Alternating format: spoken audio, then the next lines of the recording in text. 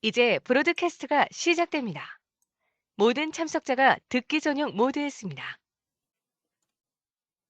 안녕하세요. 텔레다인 르크로이에서 마케팅 업무를 담당하고 있는 성은숙입니다.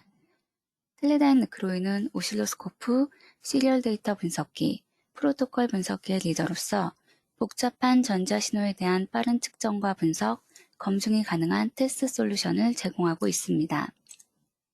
금일 진행되는 웨비나는 정기적으로 진행하던 오실로스코프 사용법 교육을 온라인으로 진행하는 과정입니다. 오늘은 문서화에 필요한 파일 저장 및 불러오는 방법에 대해 약 40분간 데모와 함께 진행될 예정입니다. 질문이 있으실 경우에 질문창에 입력해 주시면 Q&A 시간에 답변 드리도록 하겠습니다. 마지막으로 웨비나 종료 후에 진행되는 설문에 참여해 주시는 분들께는 커피 기프티콘을 발송드릴 예정입니다. 많은 참여 부탁드리겠습니다. 그럼 기술지원팀 오창훈 이사님을 모시겠습니다. 안녕하세요. 텔레다인 르크로이의 오창훈입니다. 제가 오늘은 그동안 계속 오실로스코프를 가지고 신호를 포착하고 측정하고 또 분석하고 하는 과정에 대해서 계속 매달 진행을 해왔고요. 오늘은 그걸 이제 마무리하는 그런 세션이 되겠습니다. 그래서 그동안 작업한 것들을 어떻게 문서화를 남기고 후에 사용할 수 있는 그런 데이터로 남겨둘 수 있는지에 대해서 말씀을 드리도록 하겠습니다. 그래서 그동안에 제가 트리거부터 시작해서 어떻게 신호를 포착하고 어떻게 관측하는지, 그리고 측정은 어떻게 하고 파라미터를 어떻게 우리가 설정할 수 있는지, 그리고 FFT를 비롯한 기본적인 그 분석 방법들에 대해서 그간 이제 쭉 진행을 해왔고요. 오늘은 문서화라고 돼 있지만 세부적으로 들어보면 뭐 화면의 이미지를 어떻게 잡을 건지, 그리고 데이터는 어떻게 남겨둘 건지, 그리고 추가적인 그런 작업을 위해서 그 스코프 설정들은 어떻게 저장하고 효율적으로 사용할 수가 있는지에 대한 내용들, 그리고 랩 노트북에 관련된 내용, 그리고 간단하게 그 리모트 컨트롤에 관련된 부분들을 에 대해서 말씀을 드리도록 하겠습니다. 그래서 세부적으로 좀 보면 저장에 관련된 것들은 저희가 이제 파형하고 설정, 그리고 뒤에 있는 랩 노트북을 저장하고 불러오는 이 방법들을 설명드리고요. 그리고 이미지 같은 경우에는 저장하는 방법들에서 뭐 배경 화면을 바꾼다든가 뭐 하는 것들 설명드리고요. 그리고 오실로스코프에서 파형이나 테이블, 측정 테이블 같은 경우에는 트리거 이벤트가 발생했을 때마다 자동으로 저장해주는 그런 기능이 있습니다. 그래서 그런 것들은 어떻게 수행할 수가 있는지 쭉 설명을 드리고, 마지막에는 이 위쪽에서 했던 이런 작업들을 스코프가 아닌, 그러니까 원격지에서, 그러니까 다른 랩탑이나 데스크탑에서 이더넷 또는 USB 뭐 이런 걸로 연결을 해서 위에 했던 저장, 불러오기, 이미지 이런 것들은 모두 다 그 수행을 할 수가 있습니다. 그래서 마지막 부분에서 제가 웨이브 스튜디오를 이용해서 이런 것들을 어떻게 할 수 있는지 데모를 통해서 설명을 드리도록 하겠습니다. 오늘 다룰 내용들은 거의 오실로스코프에 파일이라는 그 풀다운 메뉴에 다 들어있습니다. 그래서 파일이라는 풀다운 메뉴를 열어보시면 보시는 것처럼 제일 위쪽 부분이 저장하는 부분이고요. 그리고 두 번째가 리콜, 그러니까 불러내는 그런 작업이 되겠습니다.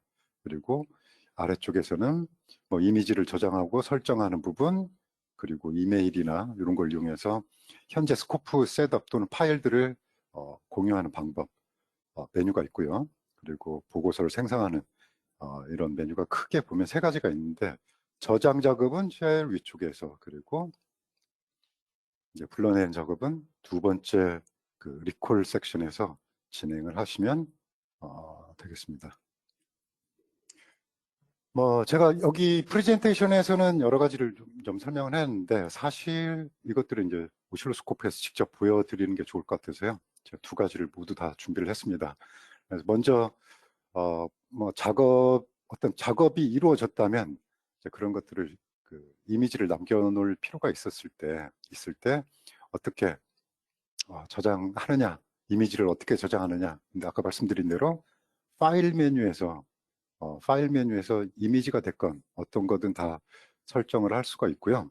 그리고 이 이미지 저장 같은 경우에는 프론트 패널에 프린트 버튼 아니면 최근에 나온 것들은 세이브라는 그런 버튼이 있는데 그 버튼을 이용해서 바로 이런 메뉴에 접근하지 않고도 이미지를 바로 저장할 수는 있습니다. 한번 직접 스코프에서 한번 확인을 해 보실까요?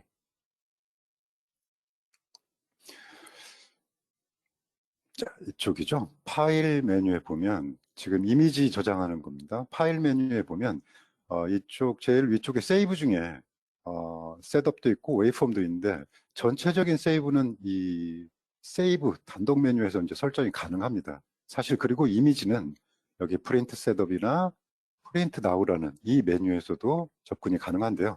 먼저 위쪽 한번 보여드릴게요. 세이브에서 누르면 전체적으로 이제 여러 가지 종류들을 선택할 수가 있는데 이 중에 스크린 이미지를 화면을 저장하겠다 하면 파일 포맷을 지금 현재 JPG, PNG, TIF, BMP 이런 파일들 확장자로 저장을 할 수가 있고요. 그리고 이 아래쪽에 보면 스크린 에리어가 있는데 기본적으로 그 세 가지 영역이 있습니다. 그리드 에리어라고 선택을 하시면 아래쪽에 현재 메뉴가 저장할 당시에 이 메뉴가 보이지 않고요. 채널 디스크립터 위쪽까지만, 그러니까 실제로 파형에 관련된 이런 영역 메뉴까지만 화면에 표시가 되고요. 그리고 DS 윈도우로 하게 되면 아래쪽에 열려 있는 이 현재 메뉴까지도 같이 저장이 됩니다. 그리고 마지막에 있는 풀스크린으로 하게 되면 오실로스코프를 미니마이즈 했거나 아니면 윈도우드로 사이즈를 조절을 했을 때 다른 어플리케이션의 이미지까지 전체 프린트 스크린 키를 누르는 것과 같은 동작을 하게 됩니다. 그리고 색깔 같은 경우에는 프린트로 하시면 배경이 하얀색으로 바뀌게 되고요. 스코프가. 그리고 스탠다드로 하게 되면 현재 보이는 화면 그대로 저장이 됩니다. 그리고 저장하신다 그러면 이쪽에서 저장하는 폴더를 뭐 뒤에 하드카피 디폴트가 여기입니다. 그래서 여기에다가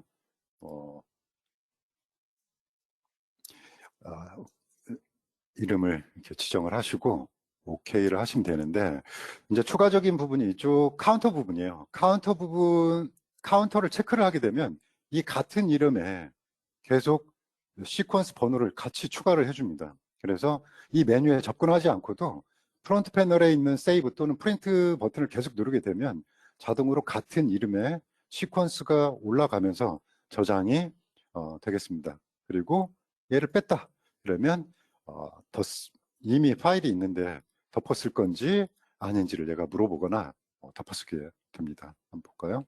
카운트를 놓고 세이브 하면 바로바로 이 뒤쪽에서 이미지가 같은 이름으로 저장이 되고 있다는 걸 확인할 수가 있고요. 그리고 이쪽 스탠다드에서 프린트로 하게 되면 그죠?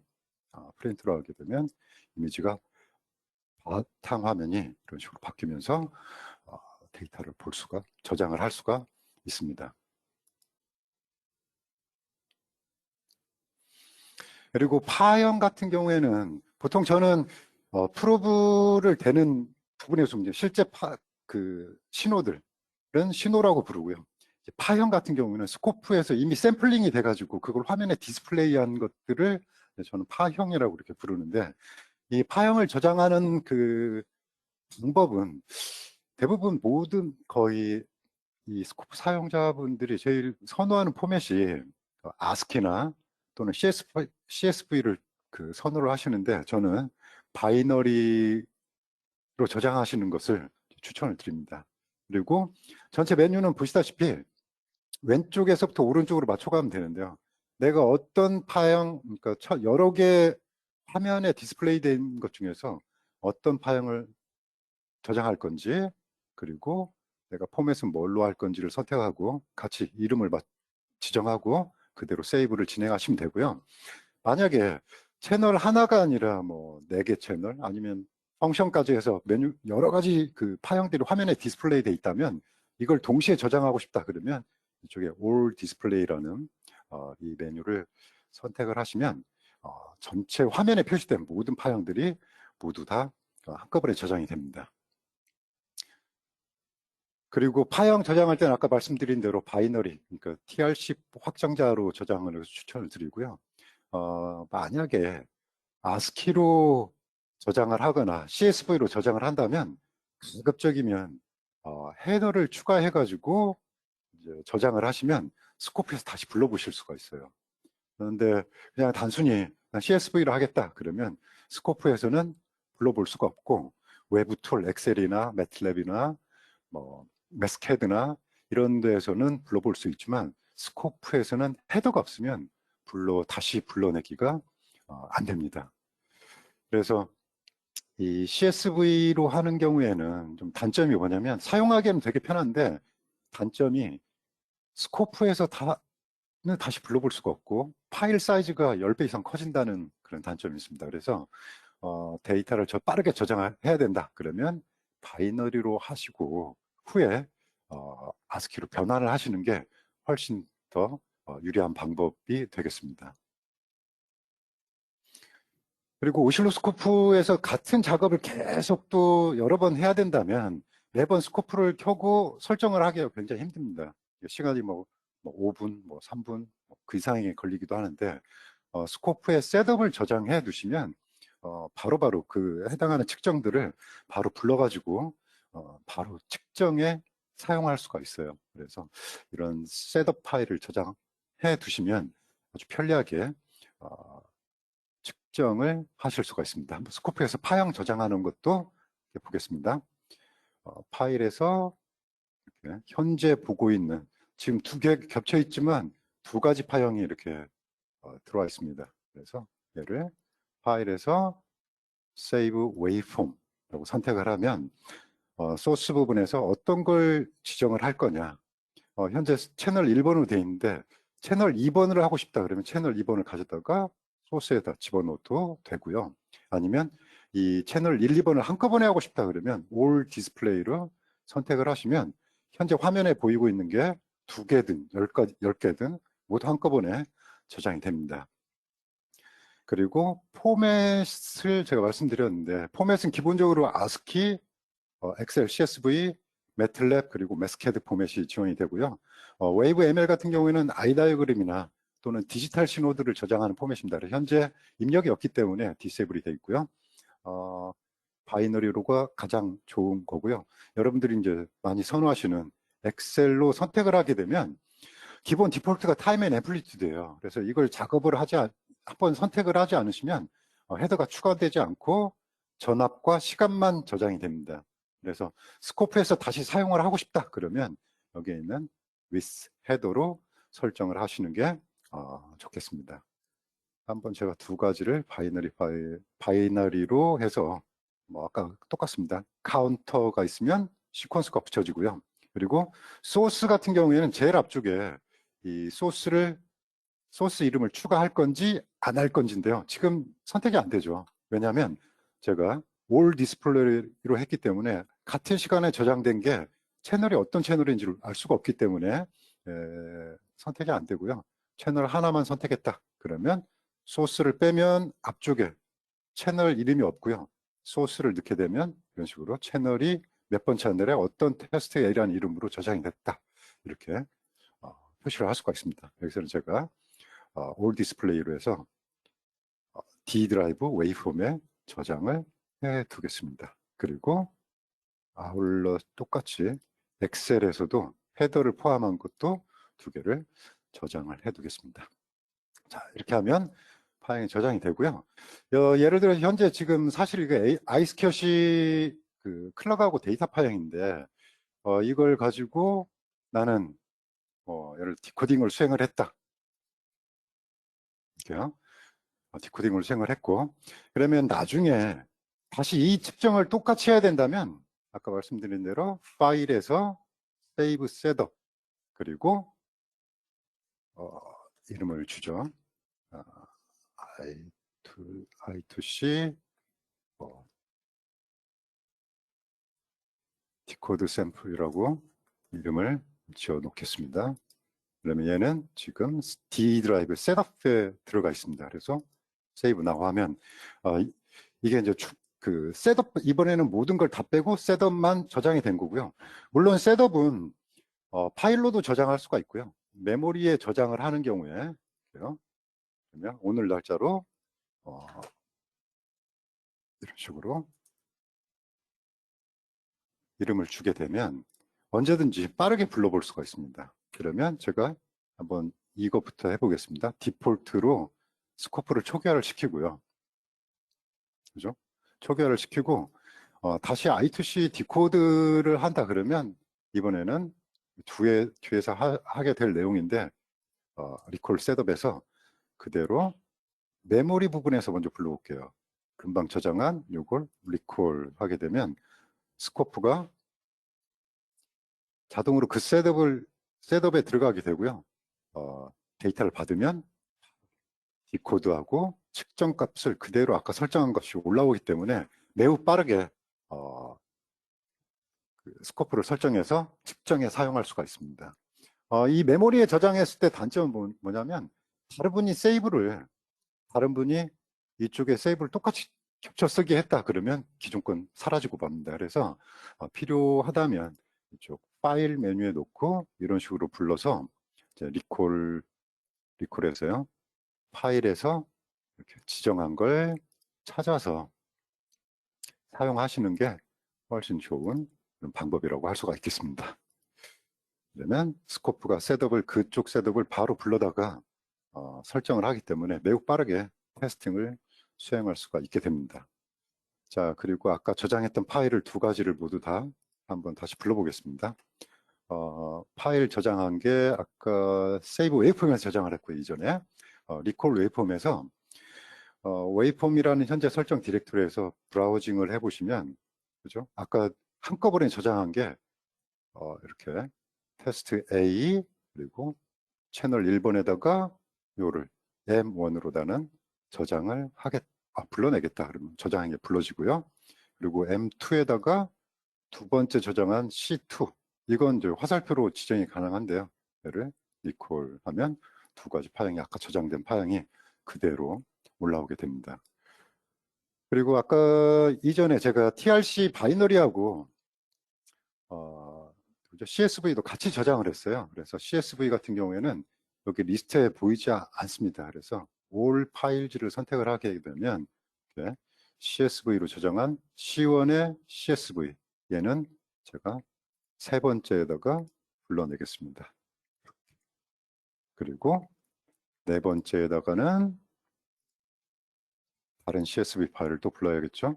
얘를 C2에 얘를 이렇게 불러내면 그죠? CSV로 저장된 것들도 한번 보죠. 디스플레이를 나눠서 확인해 보시면 CSV로 저장된 두 가지의 M3, M4하고 그리고 TRC로 저장된 거 모두 다 스코프에서 활용하고 또 이 헤더만 추가하면 다른 그 스프레드시트에서 전부 다 확인할 수가 있을 뿐만 아니라 스코프에서도 불러볼 수 있기 때문에 한 번 더 선택은 해줘야 되지만 웨이폼 선택할 때 CSV 하는 경우에 반드시 쪽 with 헤더로 선택을 해 주시는 게 좋은 방법이라고 할 수가 있겠습니다.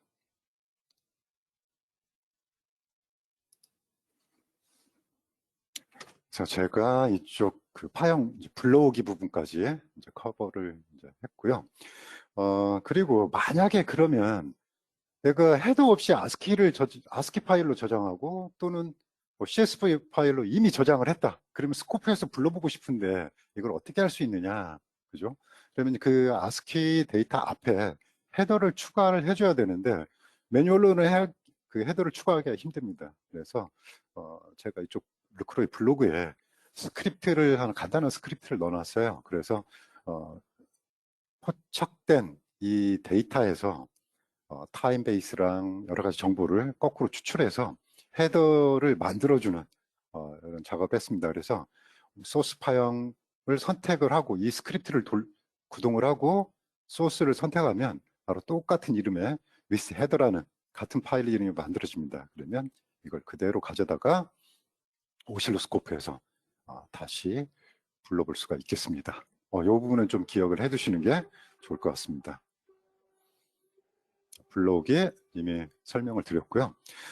그리고 오실로스코프에서는 그러니까 매번 내가 원하는 작업 또는 트리거 작업이 됐을 때마다 매뉴얼로 파형을 저장하고 또는 측정 값을 저장하는 게 이제 번거로운 작업이 될 수가 있습니다. 그래서 세이브 메뉴 밑에 오토 세이브라는 이 탭이 있는데요. 이 오토 세이브 기능을 이용하면 트리거 이벤트가 발생했을 때마다 자동으로 파형들 또는 측정값 테이블들을 그대로 모두 다 저장을 합니다. 이 메뉴 오른쪽에 보면 오토 세이브 자동 저장을 디폴트는 하지 않겠다는 얘기 거고요.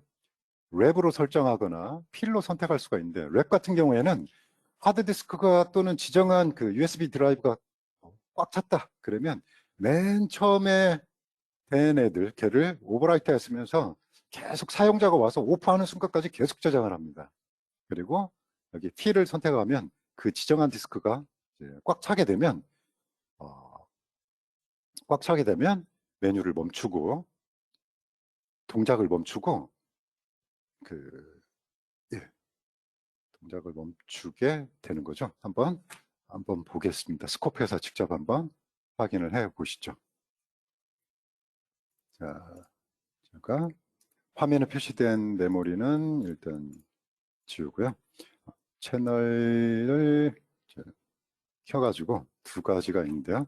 자, 메뉴는 같은 메뉴에서 진행하는 겁니다. 세이브에 보면 이쪽 세이브라는 메뉴에 가보면 탭 중에서 여기에 있는 오토 세이브라는 메뉴가 있습니다. 그래서 오토 세이브를 누르시면 내가 어떤 파형을 저장을 할 거냐. 여기 CSV로 이제 지정이 되어 있는데 CSV로 저장을 하실 수도 있고요. 아니면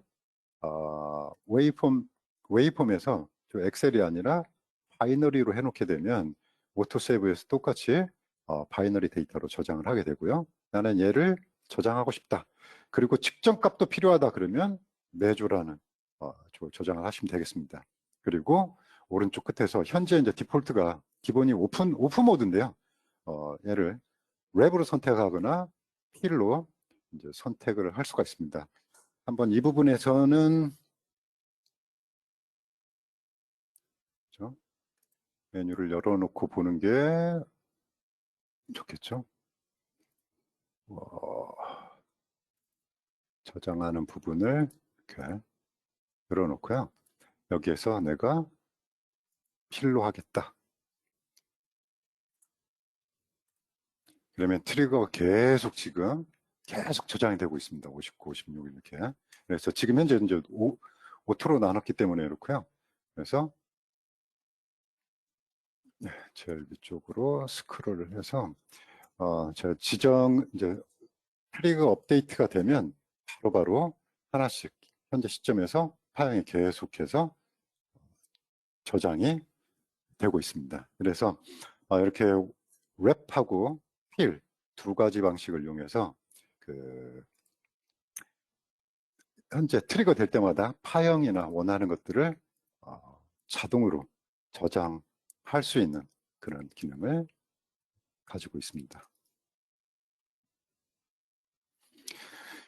그리고 랩 노트북 지금까지 말씀드린 것은 별도로 개별적으로 지금 저장을 하는 건데요. 개별적으로 저장을 하는 건데 이 랩 노트북이라는 이 기능을 이용하면 랩 노트북을 이용하면 스코프 설정은 물론이고 이미지 그리고 파형 이런 것들을 한꺼번에 모두 다 저장을 하고 또 플래시백 기능을 이용해서 스코프에서 한꺼번에 그대로 불러가지고 이 파형이 없더라도 이미 지나간 파형들을 모두 불러서 확인을 해 볼 수가 있습니다.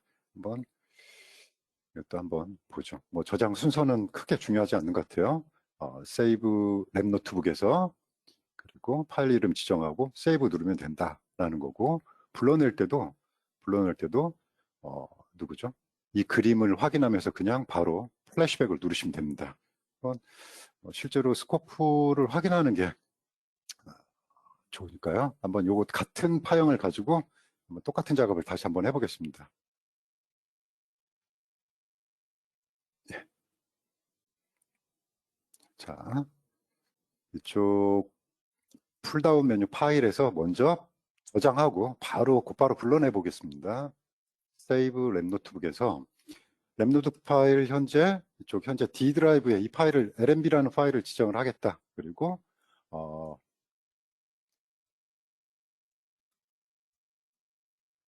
저는 웨비나 샘플이라고 파일을 지정을 하겠습니다. 그리고 여기서도 똑같이 카운터는 모든 메뉴에서 똑같습니다. 그죠? 그리고 얘는 스크린 이미지를 받을 때 어노테이션을 하겠다, 주석을 달고 싶다라고 이제 표시가 되어 있는데 이건 옵션입니다. 한번 제가 그대로 선택을 한 상태에서 실행을 하겠습니다. Save Now 하면 현재 스크린 이미지가 이렇게 포착이 됐다는 얘기고요. 제가 아까 어노테이션을 다뤄놨기 때문에 현재 메뉴에서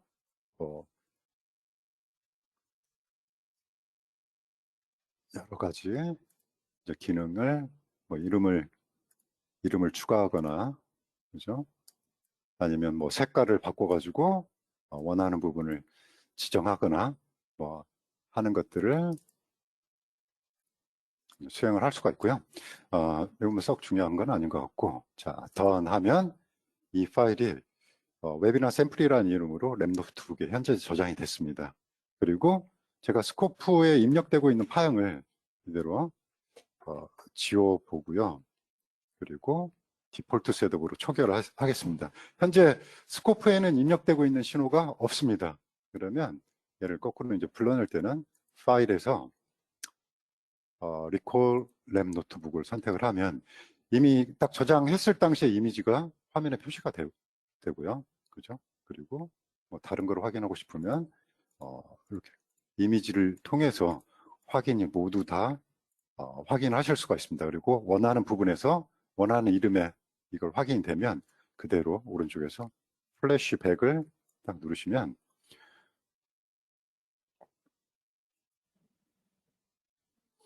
오실로스코프가 아까 그 파일을 그 순간 저장한 순간의 상태로 스코프가 모두 돌아가고요.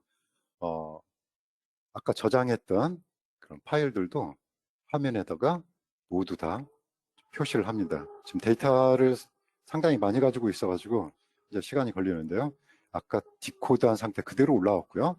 이건 단순히 그림이 아니고 예를 들어서 줌밍이 필요하다 그러면 줌도 이런 식으로 원하는 부분을 줌밍해서 이미 포착이 돼 있는 상태에서 스코프를 모두 다 그때 당시에 포착한 신호들, 이미지, 그리고 셋업을 모두 다 가져왔고요. 측정도 그대로 수행을 하실 수가 있습니다. 메저먼트에서 오버슛이 얼마냐 이렇게 물어보면 측정 값을 이제 주는 거죠.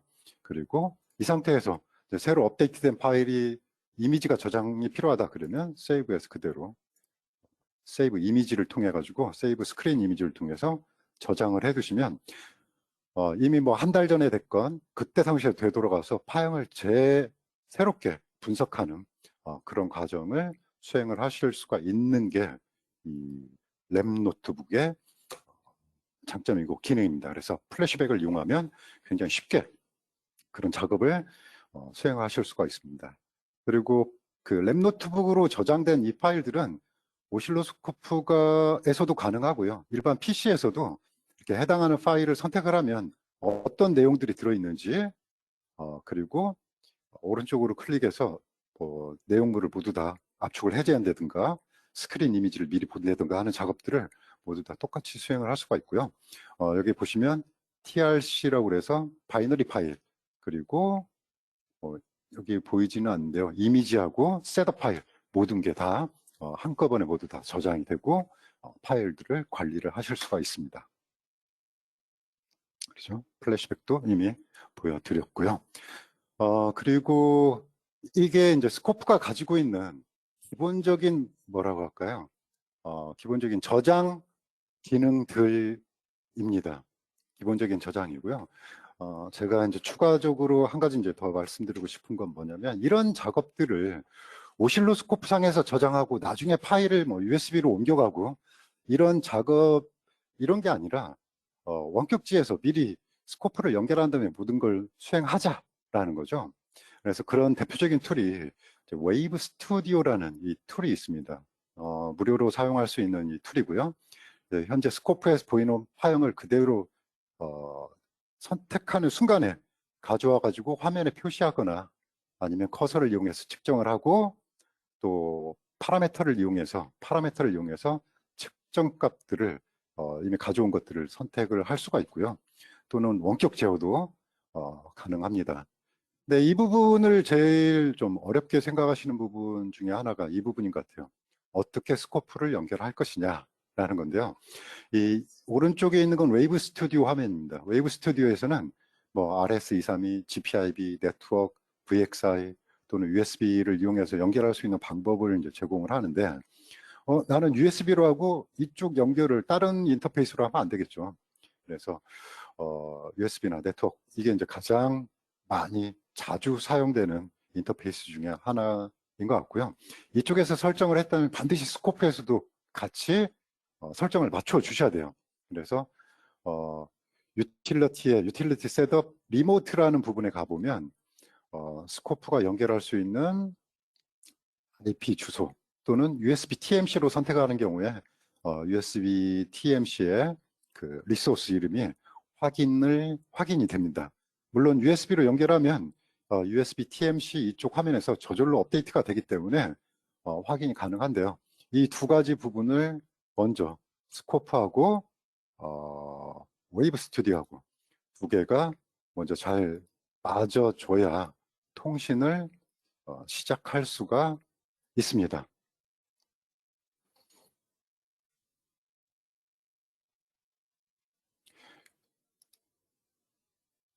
그리고요, 기본적인 이제 메뉴를 이제 설명을 드리면, 기본적인 왼쪽에 보면 트리 구조로 해서 채널의 데이터를 확인하는 거, 아니면 연산함수의 트레이스 확인, 메모리 확인, 뭐 웨이브 스캔이나 또는 아이 다이어그램 여러 가지를 볼 수가 있고요. 이제 스크린 캡처하는 부분, 그다음에 스코프 설정, 이 또 매스 스토리지를 이용해서 스코프에 저장된 하드디스크를 전부 다 스캔하고 복사하고 잘라내고 지우고 여러 가지 파일 작업을 이제 수행을 할 수가 있습니다. 그래서 이제 파일에 관련된 부분이고요. 또 PC에다 어떤 이미 저장된 TRC 파일들을 가지고 있었다. 그러면 얘를 간단히 드래그 앤 드롭으로 이 페인에 떨어뜨리게 되면 파형이 저절로 이제 표시가 되고요. 이 상태에서 주밍을 한다든가 메조먼트를 한다든가 이런 작업을 또 수행을 하실 수가 있습니다. 자, 이제 스크린 캡처 같은 경우에도 뭐 디스플레이 누르면 바로 이쪽으로 가져오게 되고요. 이 작업을 파일로 저장하거나 클립보드로 카피해서 바로 엑셀이나 뭐 파워포인트에 집어넣거나 할 수도 있고요. 오토 리프레시 기능을 이용하면 파형이 저절로 업데이트가 됩니다. 그리고 한 가지 이제 특징이 요 그 디스플레이 화면은 그냥 이미지만 보여주는 게 아니라요. 스코프 컨트롤로 전부 다 사용을 할 수가 있습니다. 그래서 뭐 예를 들어서 예, 일부분에 뭐 화면을 터치한다든가 그러면 리얼타임으로 스코프가 컨트롤이 됩니다. 뭐 이것도 직접 데모를 보여드리도록 하겠습니다. 그리고 매스 스토리지를 이용해서 스코프에 있는 파일들을 이제 PC로 또는 PC에 있는 데이터를 스코프로 주고받는 이런 동작도 얘가 할 수가 있고요. 아까 저장된 뭐 이전에 저장돼 있던 랩 노트북 파일 같은 경우에도 스캔하고 이미지를 확인하면서 그 안에 있는 각각의 트레이스 파일들을 직접 하나씩 나눠 볼 수 있는 그런 기능을 가지고 있습니다. 한번 이런 것들은 제가 한번 그 데모를 통해서 보여드리도록 하겠습니다. 그리고 뭐 원격 제어 방법으로는 가장 간단한 게 한 방법이 아까 설명드린 이 이미지요. 이미지에서 터치가 되기 때문에 바로 이쪽에서 이제 컨트롤하는 방법이 있고요. 또 다른 세 가지 방법이 있다면 제일 앞쪽에 있는 그 리본 메뉴에서 Show Remote Scope 프론트 패널을 누르면 여기 보시는 것처럼 스코프의 모델에 맞춰 가지고 프론트 패널이 열립니다. 이걸 가지고 오토 셋업을 하고 스코프 다루듯이 컨트롤을 하실 수가 있습니다. 또 하나는 터미널이라는 부분에서 스코프의 리모트 커맨드를 직접 넣고 보내고 받고 이런 작업들이 이제 수행을 할 수가 있고요. 그리고 이런 작업들을 예를 들어서 볼티지 퍼 디비전을 바꾸고 타임 디비전을 바꾸고 뭔가 액션을 취하는 이런 작업들이 순차적으로 일어나야 된다면 여기에 있는 이 매크로 에디터를 이용해서 보시다시피 여러 개 파라미터를 한꺼번에 이제 그 커맨드를 넣어놓으면 그러니까 쭉 전체적으로 쭉 수행을 하고 이쪽에서 리플라이를 해줍니다. 그래서 어떤 반자동화라고 할까요? 이런 것들을 구현을 하실 수가 있겠습니다. 그리고 아까 웨이브 폼을 이제 저장을 했을 때 우리가 TRC로 저장한 것들을 나는 아스키나 또는 뭐 다른 형태로 바꾸고 싶다면 여기에서 보시는 것처럼 메뉴에서 제공하고 있는 배치 컨버트 웨이브폼이라는 걸 누르게 되면 특정한 폴더 내에 있는 모든 바이너리 TRC 파일들을 그대로 텍스트 형태의 아스키 포맷으로 모두 다 한꺼번에 바꿔주게 됩니다. 그래서 이런 툴을 이용하면 아까 그 바이너를 빠르게 저장한 것들도 후에 충분히 사용할 수 있는 그런 툴이 되겠습니다. 한번 제가 지금 말씀드린 이 내용들을 한번 웨이브 스튜디오를 이용해서 한번 확인을 해 보도록 하겠습니다. 자, 웨이브 스튜디오를 제가 설정을 하고요. 자, 위에 뒤쪽에 있는 스코프는 제가 이걸 보여드리기 위해서 원격지에서 지금 그 VNC 뷰어를 이용해서 VNC를 통해서 연결을 했고요. 앞쪽에 보이는 애는 제 PC에서 실행되고 있는 웨이브 스튜디오입니다. 이제 밑에 메뉴는 잠깐 좀 사라졌는데 여기를 보시면 그죠? 제가 스코프에 IP를 이제 지정을 했고요. 이 스코프의 아이디는 어떻게 확인하냐면 이쪽에 유틸리티 부분을 보겠습니다. 유틸리티에서 유틸리티 셋업 그리고 리모트 부분에 보면 제가 현재 TCP/IP로 연결했고 현재 주소가 192.16850.2라고 돼 있네요. 그러면 얘를 이쪽에서 그대로 그죠? 제가 192.16850.2 한번 뭐 처음부터 보여드릴까요? 카피를 하고 얘를 디스커넥트를 하겠습니다. 이렇게 다 빼버리고요. 다 빼고 애드 스코프 그리고 스코프가 현재 TCP/IP로 돼 있으니까 얘를 네트워크에서 스코프 주소를 입력을 했습니다. 이제 같은 주소가 되겠죠. 그리고 OK를 하게 되면 이쪽에서 현재 얘가 얼라이브 돼 있다라고 떴고요. 아까 말씀드린 것도 순차적으로 한번 보겠습니다. 제일 앞쪽에 있는 여기 누구죠? 예, 쇼 프론트 패널 누르게 되면 오실로스코프와 현재 모델의 똑같은 모델의 프론트 패널이 화면에 이제 가상으로 올라오게 됩니다. 이 상태에서 타임 베이스를 변경하고 싶다. 그죠? 네. 이런 식으로. 그리고 채널 뭐 주밍을 하고 싶다. 그러면 주밍도 저절로 되겠죠. 그리고 줌 오프.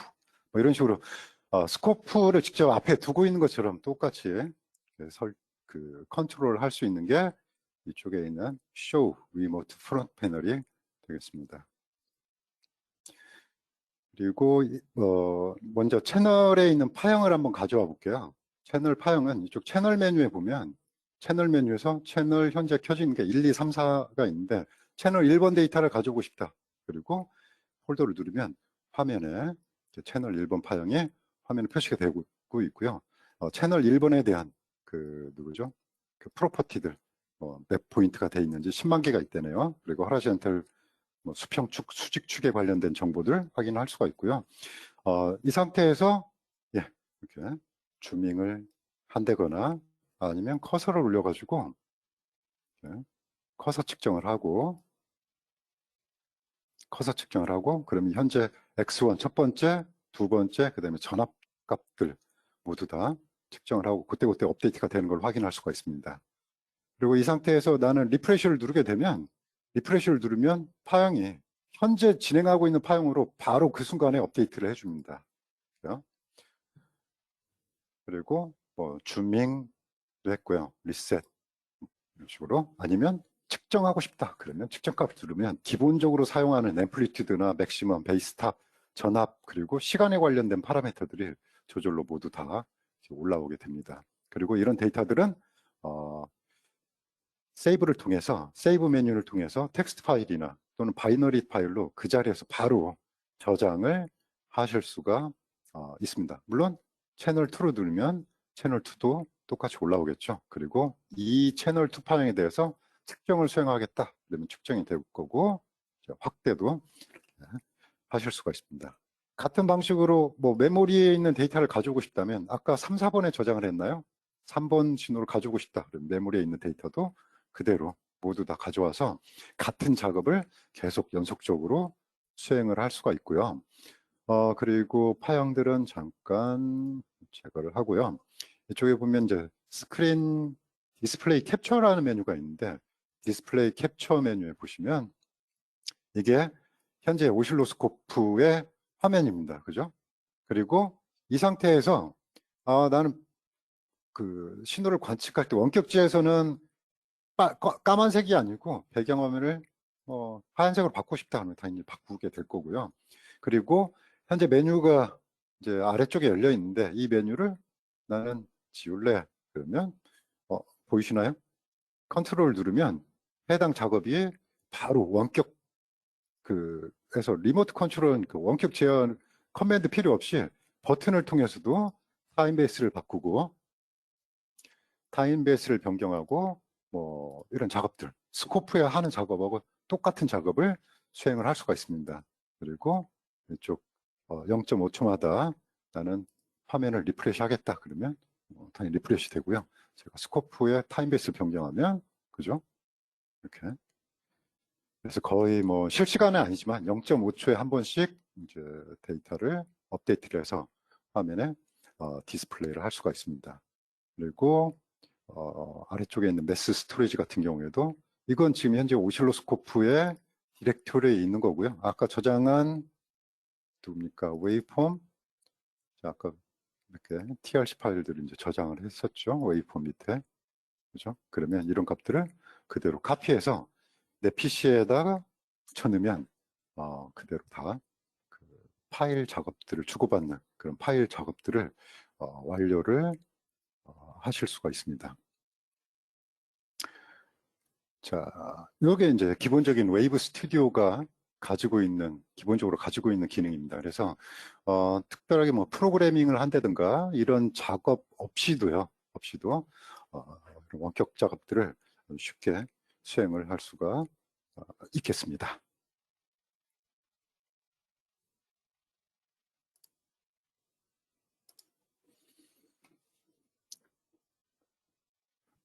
자, 그리고 뭐 여기서 이제 이 화면은 뭐 엑셀에서 누구니까 측정의 리미트 값을 설정하고 버튼만 누르면 자동으로 가져다 측정을 하고 그 후에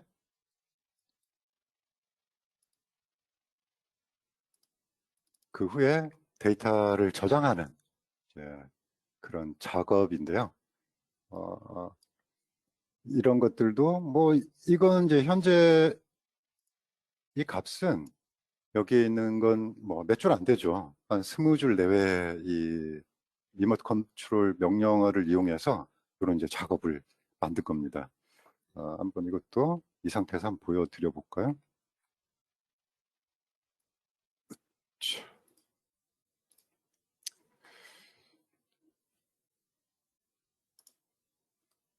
자, 엑셀 파일 아까 보여드린 그 샘플입니다.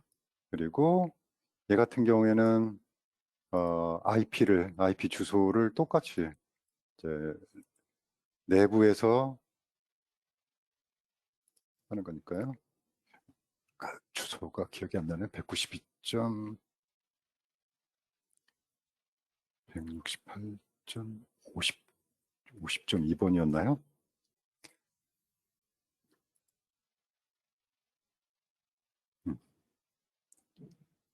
아닌가 봐요. 자, 한번 슬쩍 확인을 하죠. 168, 50.2번 맞는데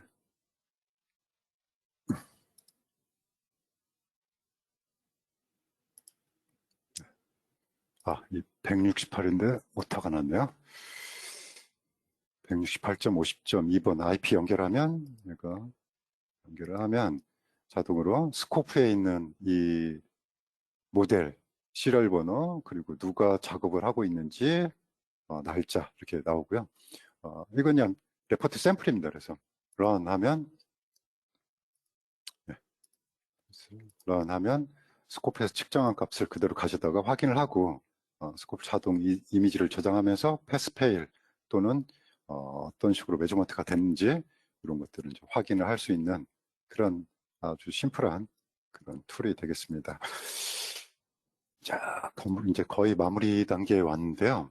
제가 이쪽에서 이건 뭐 데모가 한 1분 정도 될 것 같은데, 음, 어, 예전에 어느 고객분이 요청한 건데요. 아이스캐시에 대한 뭐 측정을 자동화할 수 없느냐. 그래서 이제 간단하게 스크립트, 비주얼 베이직 스크립트로 만들어진 겁니다. 그래서 기본적인 어떻게 어디 채널을 몇 번에다 이걸 해라라는 거하고 얘가 VDD가 3V냐 5V냐 이제 사용자가 직접 입력을 할 수가 있게 됐고요. 여기서는 실제로는 5V인데 3.3V로 해서 보여드리도록 하겠습니다.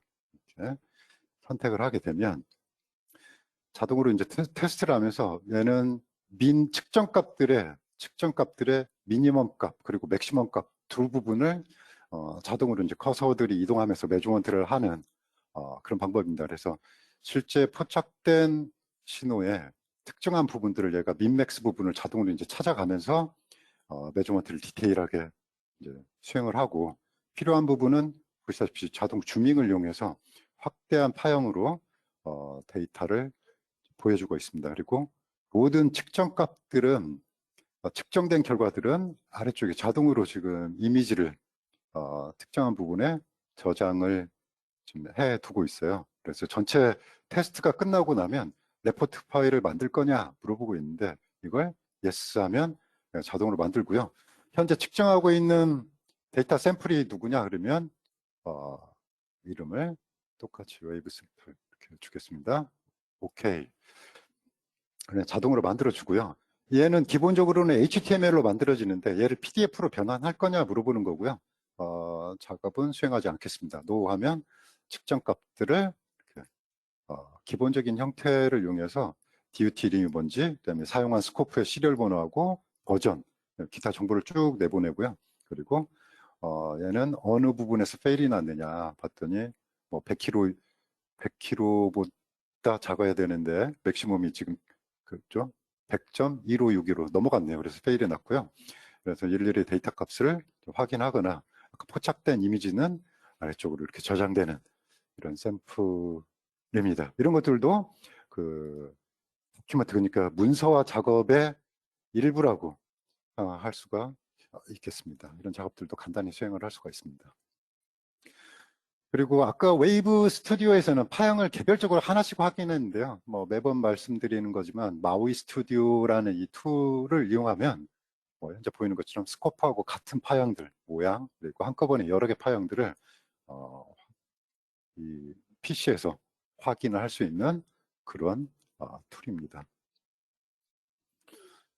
그리고 여러분들이 스코프를 사용하면서 어려움을 겪거나 아니면 필요한 것들을 이제 찾아보실 수 있도록 저희가 그 블로그를 운영하고 있는데 현재 오실로스코프에서 사용하고 있는 용어 그리고 USB-C 측정에 관련된 것들이 지금 현재 그 업데이트가 되고 있고요. 그리고 기본적인 사용법들, 그다음에 자동 제어나 뭐 원격 제어, 자동화, 그리고 파라미터에 대한 설명들 이런 것들이 이제 계속해서 올라오고 있습니다. 그래서 방문을 해주시면 좋을 것 같습니다. 그리고 저희가 6월 16일 날 USB 4.0 컴플라이언스 테스트에 대해서 그 세미나를 진행을 해요. 근데 USB에 관련이 없더라도 나는 뭐 하이스피드 신호를 다룬다. 그러면 여러분들 모두 다 도움이 될 거라고 생각합니다. 그래서 이쪽 링크에서 예약을 하시면 되는데 뭐 세션은 3개로 나눠져 있어요. 그래서 뭐 트랜스미터 테스트, 그다음에 리시버 테스트, 그리고 TTA의 고태경 책임 연구원이 USB 시험 인증에 관련된 3가지의 내용을 저희가 다루니까요. 관심이 있으신 분들은 이쪽 그 이쪽에서 좀 예약을 해주시고 참석을 해주시면 고맙겠습니다. 제가 오늘 준비한 내용은 여기까지고요. 혹시 질문이 있으시면 질문창이나 채팅창에 남겨주시면 제가 답변을 해드리도록 하겠습니다. 일단 질문이 몇 개 이미 들어와 있네요.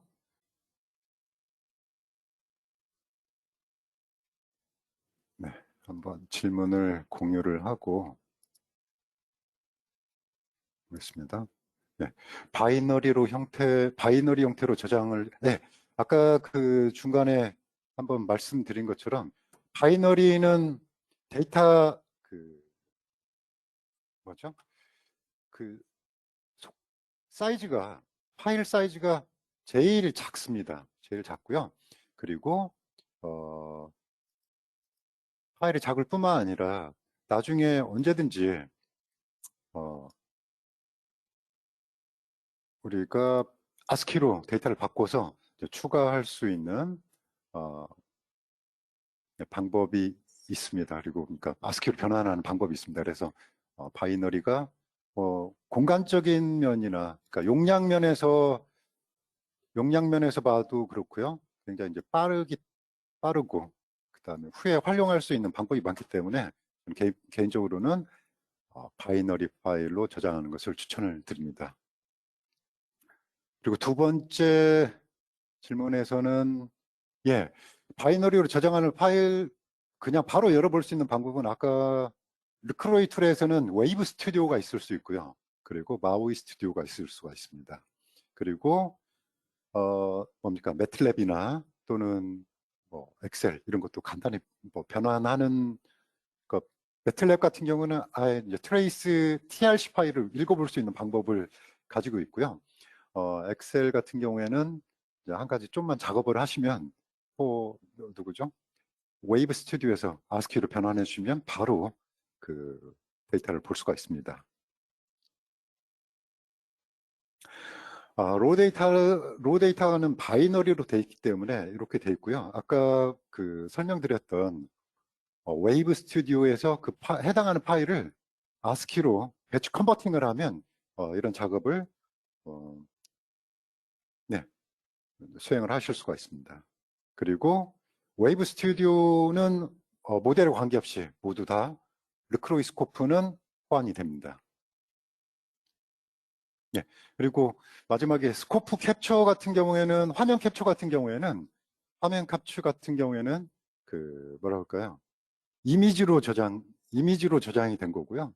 이미지로 저장이 된 거고 여기에 보여지는 이 웨이브폼 같은 경우에는 실제 소스 데이터, 그러니까 샘플링된 데이터들의 시간과 전압을 확인할 수가 있습니다. 그러니까 스코프 캡처를 하게 되면 이미지만 보이기 때문에 별도의 이제 내가 주밍 작업이라든가 아니면 스코프를 추가적으로 분석할 수 있는 기능을 할 수가 없습니다. 그런데 웨이브폼으로 저장을 하게 되면 이제 그런 작업이 이제 추가적으로 분석할 수 있는 작업이 가능하기 때문에 파형하고 이런 걸 별도로 저희가 가지고 있습니다. 그리고 웨이브 스튜디오하고 마우이 스튜디오는 다릅니다. 그러니까 웨이브 스튜디오는 저희가 아까 그 보여드린 것처럼 간단한 측정이나 파형 확인에는 유리한데요. 좀 더 심도 있는 그런 측정은 불가능합니다. 근데 마우이 스튜디오는 오실로스코프하고 인터페이스가 똑같기 때문에 훨씬 더 활용도가 높고 많은 파형들을 한꺼번에 보면서 실제 다양한 스코프가 가지고 있는 그런 파라미터들을 모두 다 확인을 할 수가 있는 그런 방법이 되겠습니다.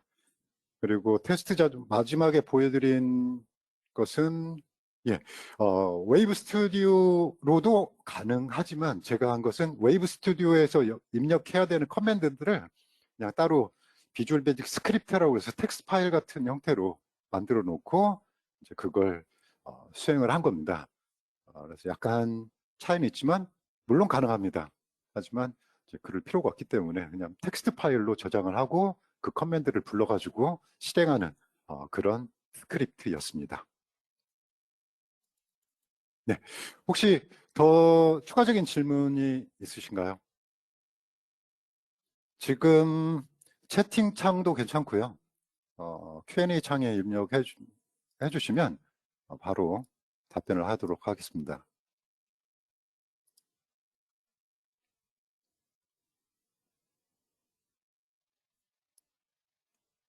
예, 그리고 네, 마지막 질문이 하나 있는 것 같습니다. 질문 작업 하나만 받고요. 마치도록 하겠습니다.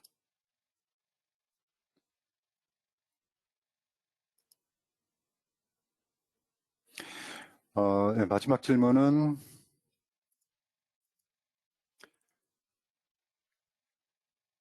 네, 앞에 세미나 다시 보기가 있습니다. 이것은 저희가 이 파일을, 그러니까 내일 정도에 하면 파일이 공유가 되는데, 그때, 모든 이전에 실행했던 이 스코프 오퍼레이팅 관련돼서 실행됐던, 웨비나 파일들 볼 수 있는, 그 링크를 같이 첨부해가지고, 메일링을 해드리도록 하겠습니다. 예, 그동안 수고 많으셨고요.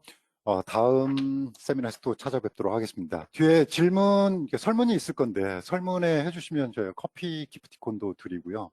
또 설문 내용에 다음 진행을 해주었으면 좋겠다 하는 주제 주시면 저희가 가급적이면 그런 주제를 먼저 선정을 해서 바로 웨비나에 적용을 해서 여러분들을 찾아뵙도록 하겠습니다. 저는 이걸로 마치도록 하고요. 예, 뒤에 설문지에 많은 분들이 응답을 해주시고 그랬으면 좋겠습니다. 여러분 스코프 사용하시는데 도움이 되길 바라고요. 제가 마지막에 쪽 마지막에 있는 이 전화나 주소로 연락을 주시면 여러분 질문에 최대한 빨리 답변을 해드리도록 하겠습니다. 네, 장시간 동안 함께 해주셔서 감사합니다. 수고하셨습니다.